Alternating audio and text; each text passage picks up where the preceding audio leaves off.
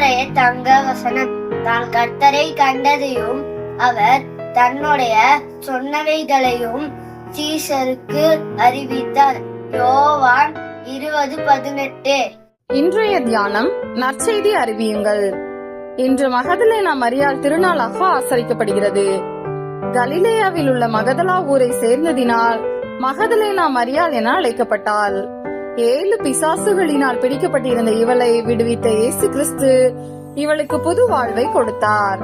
இயேசுவின் சிலுவை மரணத்தின் போது அநேகர் பயந்து ஓடி ஒளிந்த போதிலும் இவள் இயேசுவுக்காக மிகுந்த வைராக்கியத்தோடு நின்றாள்.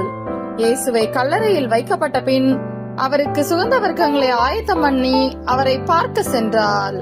ஆனால் இயேசுவோ தம்மை உயிரோடு இருக்கிறவராக மகதலேனா மரியாளுக்கு காண்பித்தார். இவளும் இந்த நற்செய்தியை சீஷர்களுக்கு அறிவித்தாள்.